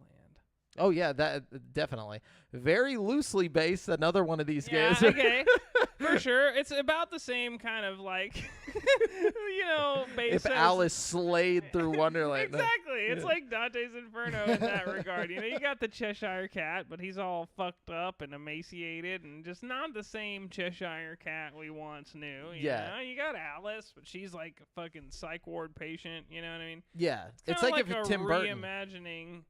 Tim Burton type. It's like if Tim Burton and Eli Roth like co-directed fucking Alice in Wonderland. You know what I mean? Yeah, I remember like first seeing that game. Like your older sister is the first person that like got me to see that game. Like, cause she had it, Yeah. and I remember seeing it and just being like, that's fucking just cool. Like, Yeah, we had it on PC. yeah, dude, PC gamers, dude, back on the gateway. No, but like, that's the weird thing though. Like, there was like a time where creepy games like that existed, and they were just kind of there. Like, and like, I don't know, there was something mysterious about it. Like, maybe It we was were just very super creepy. young. Yeah, like I don't know, but like, I thought that was cool. It's got a sequel too. Yeah, it does. It's not as good. Nowhere near as good. No, I have that actually. but it exists, and Yeah. it's got kind of a cult following. Anyways, Devin. So Lord of the Rings. What? No, I'm just saying that's a book. No, I'm just No, kidding. Yeah, there's lots of I good think, Lord dude, of the Rings games. made by some like token dude. or yeah, something? dude. J.R.R. GRR, Tolkien or yeah, something. I don't- Everybody talks about the new Shadow of Mordor, Shadow of War games, but the real star of the show are the PS2 games based Yes. on the movies, bro. And the ones, You whatever know? one you could like run into the big crowd of war. So there was Two Towers, was- and then there was the third movie they did. I forgot what Return of the King. Return of the King. They did a Return of the King game and a Two Towers game, and They're both dope. excellent. Like Yeah. they're both really, really good, but in their own way. Like, you know what I mean? Oh yeah, playing as Yeah. Aragorn and just like fighting through it. And you got your buddy over there as fucking Gandalf, just Oh. like the co-op. It was just so fun. It was so fun. It was But like the top down, like It was semi kind of top like down. Gauntlet, Yeah, it was but like Gauntlet. better. Yep. It was a lot like what's that game? Like Diablo 3. You yeah, know what I mean? definitely. It was like a very narrow version of Diablo 3, but because it had all the characters you love and like the cinematic shit happening, it was dope. Yeah. Yeah. It took you through the whole story of the movie too, Yeah. which is fun. I never you know? owned one of those games, but we rented them a bunch from Movie Gallery back in the day. Yeah, dude. Same. Fucking, and then me and my brother would play it. Yeah. I think Dakota had that game, and we would play it at his house all the time. Yep. Hell yeah. Okay, so next one for me is Bioshock, which is heavily based on the philosophies of Atlas Shrugged. Which is like Ayn Rand or whatever. So this is, I'm going to read you like a little thing off of, Yeah, but say I'm uncultured as fuck when it comes to books. So- quote unquote, "Who is John Galt?" is the opening line of Ayn Rand's novel Atlas Shrugged, published in 1957. Perhaps as an homage to the famous question, "Who is Atlas?" posters riddle the walls of the dystopian society that is painted for us in 2K games as Bioshock, released in 2007. Although not revealed until the last third of the text, John Galt is an inventor and philosopher who has become frustrated with the oppressive bureaucracies and socialist ideals that he feels have run rampant. Therefore, he encourages society's leading industrialists to go on strike and retreat with him to Galt's Gulch, where they can escape the overregulation that prevents the individual from reaching their full potential.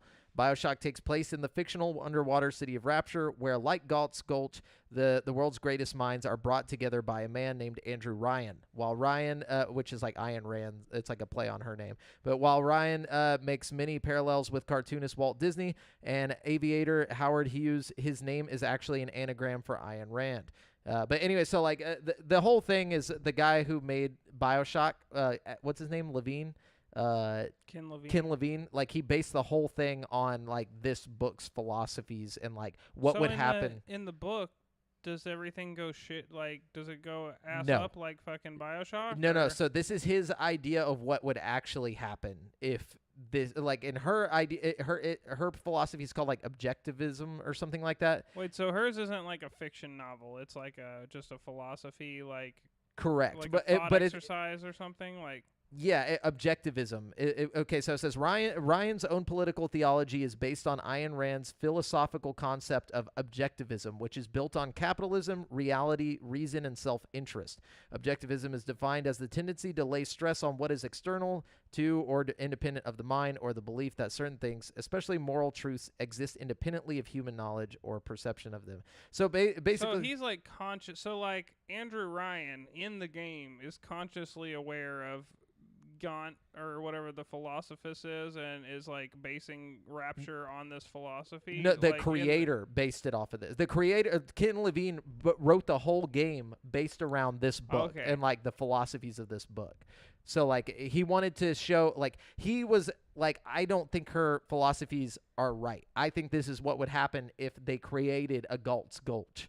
Like, this is what his, like, answer to that was, basically. This is what would happen if you had capitalists, like, running this tiny, like unregulated capitalism, basically, is what he was trying to get at. Oh, yes, indubitably. So. Interesting. Nice. Yes, very interesting. And also, it came out in the 50s, so, like, he was trying to get, like, the same, like aesthetics and stuff like that, you know what I'm saying? So, like, with all the what the future would look like art, in the 50s. Art like, Deco and all that stuff. Yeah. It's kind of interesting. It's really cool that, like, he based it off of that. And, like, it's just, I feel like dope. Ken Levine's one of the great artists of gaming, you know what I'm saying? Like, he just comes up with some dope shit. But anyways, next. All right. Let me go ahead and lay it on you. My next one is The Wolf Among Us. This isn't technically a book. It's a graphic novel. It's a book to me, damn it. But you know what? I think it counts. It's what I think the book is called Fables or Tales from Fabletown. I have them all. Like that. It's just it's just Fables. Yeah. It's based on the Fables graphic novel series, and they're fantastic little stories of the same premise. But The Wolf Among Us is just a fun, narrative-driven game where you make decisions. It's, your standard Telltale game, but it's kind of like the game that got them on the map. And The Wolf Among Us 2 is coming soon, so get hyped about that. Nice. Devin? So all the Tom Clancy's.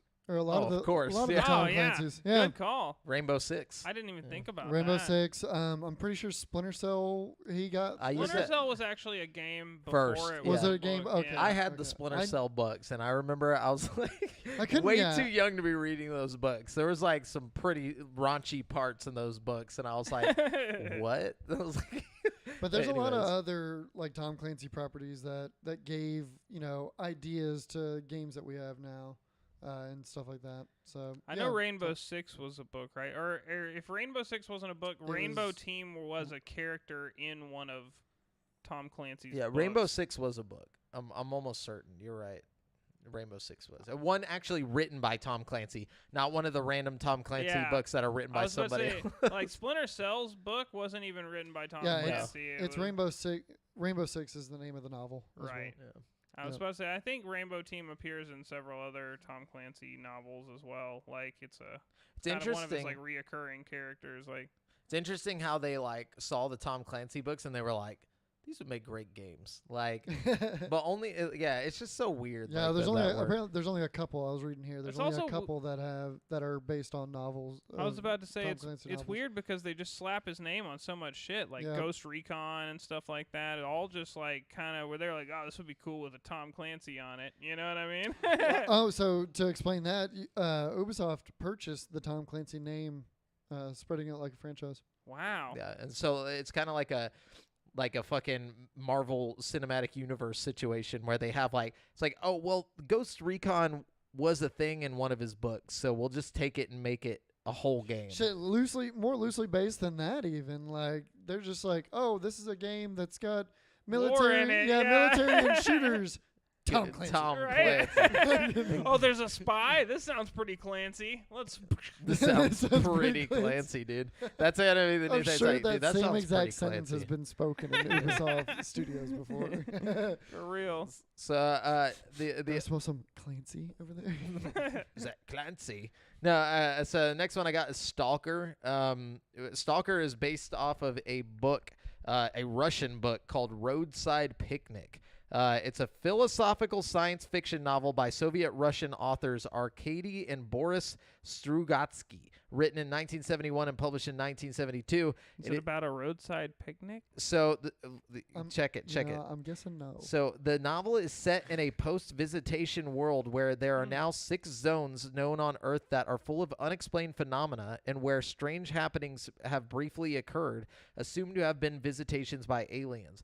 Governments in the UN, fearful of unforeseen consequences, trying to keep tight control over them to prevent leakage of artifacts from the zones. A subculture of stalkers, scavengers who go into the zones to steal the artifacts for profit, have evolved around the zones. The novel is set in and around a specific zone in Harmont, a fictitious town in an unspecified English-speaking country, and allows the protagonist or follows the protagonist over the course of 8 years.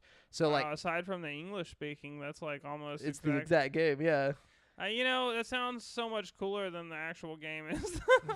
I think at the time when the game came out, it probably would have been dope. It was dope. But I didn't play the game till like last year, so it did not hold up. It really doesn't hold up. I can't even give any kind of opinion because I've never played Stalker. I've never even seen like gameplay of it. It's really, it looks like old school like Counter-Strike, like almost, except for worse, like whenever it comes to like just the way it looks. But it's kind of like Fallout, almost like in an open world, but like each of the zones are like blocked off. Like it's hard to explain. It's like Fallout with like a really bad UI and Yes. like just shitty fucking gameplay and like fucking a decent story and like fucking. And if Brent's saying it's shitty, it's gotta be No, it's not really shitty. bad. It's just like really outdated to the point where it's unplayable. Yeah, it looks You know like it what was I made mean? in the first Half-Life engine. Yeah. For okay. sure. And that's almost being generous. You know what I mean? Yeah. And it came out the same year as Fallout 3. Yeah, so 2007, I think. It's like, But yeah, I just think I kind of want to read the book now, though. Oh, yeah. It sounds interesting. I think the new Stalker game is going to be sweet. You Oh, know for what I sure. mean? Yeah. Brent, what you got? All right, let's see. I guess I'll go on to the obvious one. Metro 2033. Oh, yeah, I forgot. So, like, we've talked about this before, but it's the same team that was working on Stalker that split in half because one was like, I want to make a more action-focused game, and then half of the team wanted to make a more like Fallout story-driven thing. Yeah. So they went off and made Stalker, and then the other team went off and made Metro. Interesting that they went ahead and just picked a different book and like kind of did the same The thing. exact You same know what I mean? What book was it based off of, though? Metro 2033. Or actually, I Okay. think maybe the book is Metro 2032 or something. You know what I mean? And they just Did went like a year sequel, ahead basically? Or something, That's But cool. it's based on that, and it's basically the same premise. It's like RTM and the tunnels and the metro system and like all of the shit from. It's like almost a direct adaptation of the book. Like it's pretty crazy. That's tight. Yeah. And then you got the sequels, which are, like Last Light and Exodus that just came out, which are like continuing the story. But there's all kinds of interesting stuff that they drew from the book. Pretty cool. Nice. Isn't there a Metro game on Game Pass? I believe so. Well, yeah, all of them. I think. Yeah, I was gonna say I Yeah. think they're all on there. Yeah. I need to play one of those just to see. They're not bad. Fucking yeah, They're really not. I mean, they're not like the best game ever, but if you like first-person shooters, I mean, they've got a lot going for them. And Exodus is beautiful. Like on the newer consoles, Exodus is one of the better examples of ray tracing. You know what I mean? Yeah, I've always seen people using Metro Exodus as like a benchmark. Yeah. So, okay, another very very obvious one. Fucking Harry Potter and all the games that we've gotten from that series. Harry And Potter. the new coming out. Oh my god, dude. Yes, the RPG. I cannot fucking wait. I'm extremely excited about that. But yeah, and then my favorite. We'll have to all go over our favorite Harry Potter game, but mine is Quidditch World Cup. That hands down, my favorite Harry Potter game is Quidditch World Cup. My problem with Quidditch World Cup and just Quidditch in general is like the rules of Quidditch don't make enough sense for a game to be sustainably fun for me. You know what I mean? Like Quidditch is the Quidditch kids out there are gonna get real mad. Well, I mean they can get mad about it because the only person on the whole Quidditch team that matters is the Seeker. Yeah. The fucking quaffles don't matter. The beaters don't matter. The chasers don't matter. None of that shit fucking matters except for the Seeker. Like, because first of all, the game doesn't end until the Seeker catches the fucking snitch. So a seeker has to catch the snitch. There's no situation where the seeker just doesn't catch the snitch And and that's then what I you was win about to off ask, quaffle 'cause, points. like, You know what I'm saying? They can't get There's enough no points to timeout. win? No, hell no. Like, the game will literally, they said that there have been matches that gone on for weeks because the seeker didn't catch the fucking snitch. Then what are they doing then? What's the point of fucking slamming the balls around? Well, okay, so each quaffle is worth 10 points, right? A seeker, the snitch is worth 150 points, okay? So if you somehow manage to sink 15 goals, you have to be 15 goals ahead of your opponent, and then you have to voluntarily, your opponent would have to catch the snitch. It's just stupid. There's no situation where you catch the snitch and you lose unless you're just absolutely getting fucking slammed, and then you're just catching the snitch to end the fucking slamming. You know what I mean? It's just, I don't know, man. The whole concept of the snitch being worth so many points and ending the game is kind of a deal breaker for me. As far as just the point of the sport goes, maybe if the snitch was worth less points and you caught it more times throughout the game and there was a time limit, that would make the structure of the game make more sense. You know what I mean? I'm trying. While you're explaining all this, I'm trying to think of the structure that the Quidditch World Cup had it in, because there was something that determined when you went into the catching the snitch. Now, I'm purely mode. going off of the rules from the book. Oh yeah. You know what I mean? That's. I'm sure I'm just trying to figure out the more mechanic that they used in the game, because I Yeah. don't remember it being that redundant in the game. Maybe J.K. Rowling never played a sport before. I just think J.K. Rowling didn't she did her best, and she made it exciting in the book somehow. You know what I mean? Because Harry's the seeker, so Yeah. he's the And he's most always in important character. danger every time he's seeking. Yeah, There's always something trying to It's kill him. never just the game going on. Yeah. It's like, oh no, the ball's gone insane. It's gonna kill Harry. Yeah, but anyways. There goes his broom. Yeah. And that's another thing, I know he's there's made of Jello now. what are the regulations on what broom you can have? Harry's just cheating. He's got a fucking fireball. Pay to win, bro. It is pay to win. You know what I mean? First of all, Harry's got the Nimbus 2000, so he's just smoking everybody out there. And then everybody gets fucking Nimbus 2001s, and he's like, oh shit, my shit's obsolete. And then he gets a fucking firebolt, and he's smoking everybody again. It's like, whoever's got the fastest broom, it's like, first of all, we should all just be playing on regulated school brooms, you know? Everybody Regulated school I'm brooms. serious. There should be no broom. Nobody should be able to bring their own goddamn souped up fucking this isn't fucking if this was baseball and you bring in a fucking corked bat, basically. You know what I mean? It's bullshit. It's just bullshit. Your bat's this wide, fucking. It's literally. When Quidditch gets recognized as a national sport, I'm sure you will be the first person they go to be an officiator. I'm just saying they need officials. Sam had an official, Sam Houston State I University know, has an yeah. official A&M Quidditch team. And A&M, them and A&M. Well, I'm sure they didn't allow rivals or firebolts, some shit. You know Yeah. what I mean? I remember, I had a buddy who was on the Quidditch team, and apparently they took that shit seriously. They take it very seriously. That's why I said we're gonna have a bunch of Quidditch kids mad. I wonder. So, I mean, Surely they found a way to make it make more sense. We'll have to look up How do they real even have a life snitch? Quidditch. Are they hitting rules. quaffles at each other, or are they hitting? Isn't a snitch just a person that runs around? Yeah, I think it's something like that. Some weird shit that you got to catch it's the odd. person. So you just catch him and the game's over. I bet these matches are short as shit. I bet you get real No. chafed too, running with a stick between your legs. Nah, dude, you just practice. No, but just. Anyways, the next one I got is. If you play Quidditch, we're not sorry. I've never actually played this game, but I know it's when I worked at Game Exchange, we would get this game in every now and then, and it was one of the most expensive games I've ever seen, for no reason. I mean, maybe for a good reason. I've never played it, but it's called Parasite Eve. Oh yeah, yeah. It used to come. It was on PlayStation. I've heard about this. No. Yeah. So it's based off of a book. So the novel's plot supposes that mitochondria, which are inherited through the female line of descent, form the dispersed body of an intelligent conscious life form dubbed Eve, which has been waiting throughout history and evolution for the right conditions when mitochondrial life can achieve its true potential and take over the eukaryotic life forms, i.e. humans and similar life, by causing a child to be born that can control its own genetic code. Bro, God. everyone knows the mitochondria is the powerhouse of the cell. Oh, it is. So mitochondria are the powerhouse of biological cells. It mentions that. But it's saying that the mitochondria are actually this living thing that have been waiting dormant to take over the evolution of humanity. Pretty interesting. I know that the person who wrote this was like a pharmacist or a biologist or something. Like she Gotta be. I mean, you know. Yeah.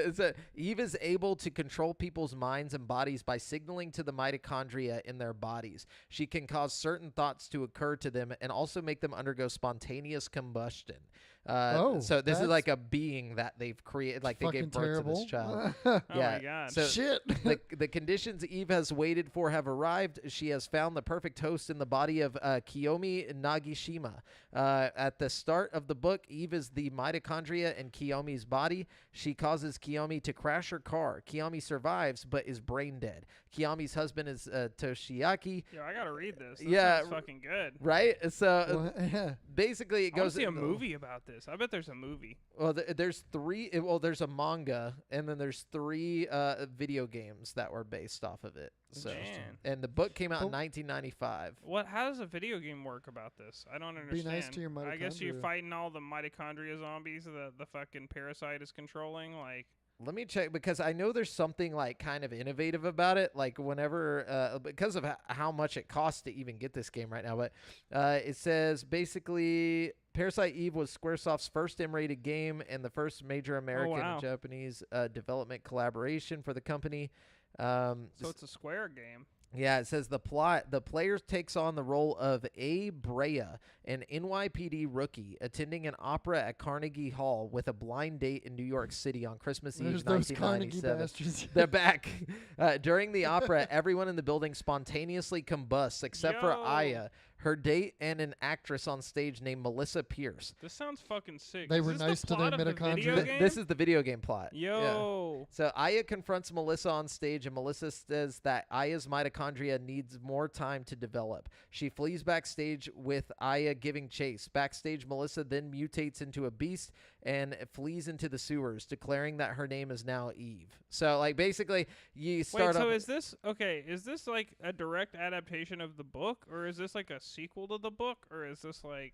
It says the video game adaptation was part of a resurgence of popularity in Japanese horror sparked by the original book, and was released. So it was just inspired by the original book. So probably the whole mitochondria thing going crazy. Yeah, it says the original title was followed by 2.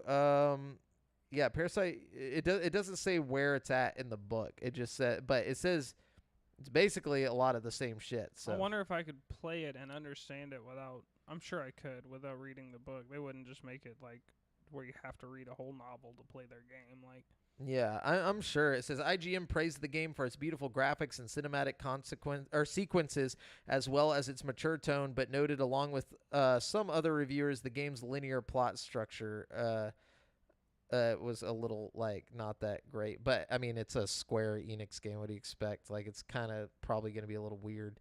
But yeah, so. Yeah, that's one that's pretty cool. That sounds really interesting. I kind of want to just read the book now. Yeah, I was about to say that Or the book manga. sounds good. Yeah, the manga. Yeah. Why is there no anime? Like, make us an anime. Bro. Us We already got Parasite lazy the people. Maxim. Yeah, that's probably Yeah. what it is. They're like, oh, we can't have another thing named Parasite. They Parasite. just change it to Eve.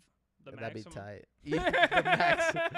The maximum. Yeah. Yeah, There you go. But the maximum parasite. that's all I got. Which you guys got anything else? Did we talk about good smattering of Sherlock Holmes games out there? Is there? A Yes. smattering. A he says. smattering of them. Quite several. Are they good?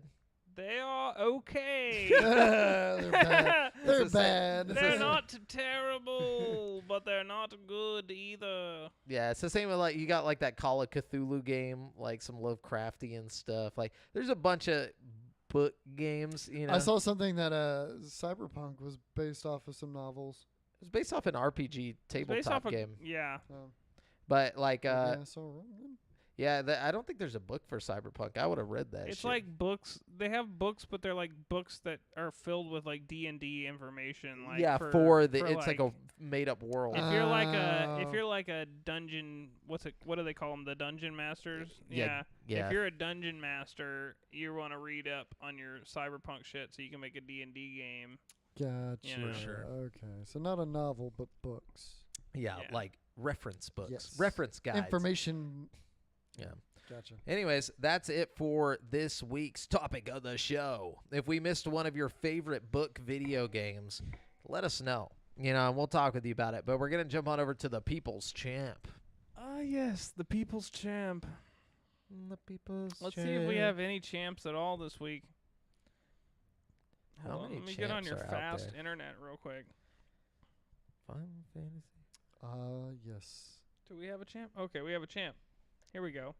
One champ to rule them all. Looks like Aaron Jones is going to be the champ of the year, too. The Lonesy Jonesy. Lonesy Jonesy. We got 2 of them. Okay, we got 2 questions from Aaron. They're Thanks, both Aaron. champion quality. He says, first question, would you rather play one AAA game for hours or several indie games that could be finished in 6 to 10 hours? I would go with one One AAA title. Yeah, for hours. Because that's kind of been my. I'm not. It also I've never depends been the big for mood. I was indie. about to say, I think it depends on the game itself. That because, too, like, yeah. if you consider Hades an indie game, you know what It I is, mean? yeah. Then, like, I'll take fucking several Hades quality games over one AAA game any day of the week. You know what I mean? For like, sure. It just depends on the game. Yeah. It really does. You The- know? Title, location, feelings, all Yeah. of those things come into play. I'll take an Elden Ring over a lot of indie games. You know what I mean? It's like, you know, Yeah. it's really could go either way on that one. Oh, we got 3 questions. Okay, so But wait, he there's says, more. he says, all right, question number 2. He says, with Hogwarts Legacy coming, what other movie franchises would you like to get a video game spin-off in the same universe? I think a Hunger Games. Well, Matrix. could you do Hunger Games? Like a game where you're actively killing other children? Like, that might be too brutal. No. Yeah, you can't even kill them in Grand Theft Auto or anything. What if you So- are them? You can't kill each other? No. No. Okay. No. What if you did Hunger Games adults? You know? You mean PUBG? Yeah, I guess so. Yeah, that's just battle but it wouldn't be royale. like a massively multiplayer game. It would be like a story game set in the world of the Hunger Games. You know what I mean? That Like, would be What? interesting. Well, I mean, but I'm let me sorry. think. No, Wait, go ahead. no, it's okay. No, I really don't have anything. my I answer don't is have anything either. Matrix. I want more Matrix games. Yeah, you know, Yeah. you can always have more I want Matrix a bigger. games. I want to. I mean, we haven't seen a Matrix game in a long time. I want a big budget. You know, very in depth Matrix game. Big old Matrix game. Dang, I'll tell you what, man. Dang on. I want. You know what?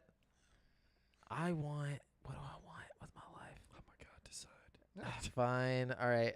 I want like a cool Jurassic Park game, but like a spin-off thing where it's like somewhere in between the first movie and the second movie where like the like dinosaurs are just like, fucking out and about.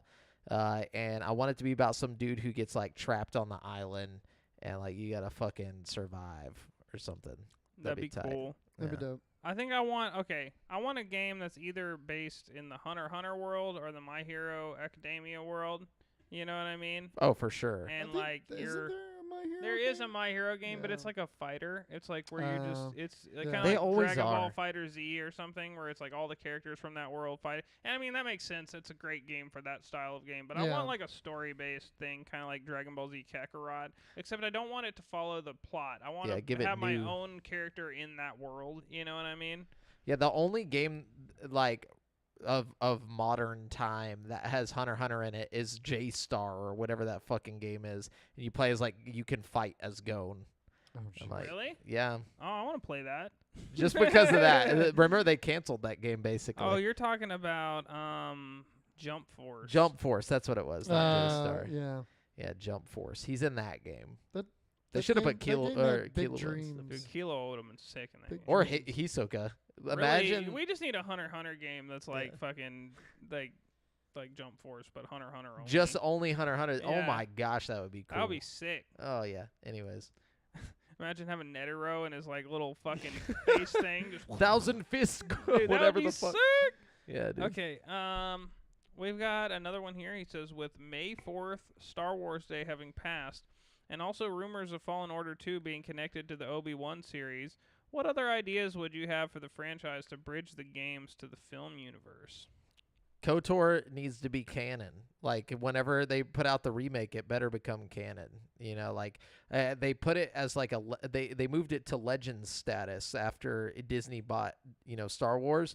But now that they're putting out the reboot, make it canon and give us a show based in the Old Republic. Like, yeah. You know, another character you could bring over from games that has largely been forgotten about is our boy from the Jedi. Kyle Katarn. Yeah, Kyle Katarn, man. Or- Fucking that boy. He's gone through so many. He was like Obi-Wan of on his own. You Dude, know, for real, he did a lot of shit, man. You know, Yeah. Star Killer. Star Killer. Star Killer. Yes, Force yes, Unleashed. dude. Fuck yes. You could slip all that in. Like, I don't see why we had to make all that uncanon at this point. You know what I mean? Maybe a couple of the books, like Yeah, Force Unleashed was never canon. several at of the all. books went into like Luke and Leia's kids. You know what I mean? Like, Yeah. which I can see why they made that not canon, so they could expand. Like, they should have just made the books fucking movies, honestly. Yeah, well, they were too dumb to do it. No, I'm just kidding. Damn Yeah. it, Disney. Yeah. But anyways, yeah, thanks Alonzi Jonesy, Mr. Aaron Jones, for Thank you, writing Aaron. in those We questions. love you. Yeah, we were just left high and dry this week with no questions, but you saved us. So we appreciate that. And we're going to jump on over. Oh, yeah, there isn't anything, huh? Nope. Brent, nothing this week. Okay, so remember, you've been listening to Game Speak Podcast, courtesy of GameSpeakPodcast.com. This show posts for free every Wednesday on all podcast platforms, but you can watch it live before anyone else on twitch.tv/GameSpeakPodcast, youtube.com/CreateForSanity, and facebook.com/group/GameSpeakPodcast every Monday evening at 7:50 p.m. CST. Be sure to submit any questions you want us to read on the show to the GameSpeak Podcast Facebook group. Check out our video content on YouTube, and if you want to stay up to date with your boys, you can find me on Twitter at the handle Al-Jaffer Jamel. Brent has one, that's the number one, and Devin at Devondrius. And check out the GameSpeak Podcast Instagram. Until next time, listeners. Hello.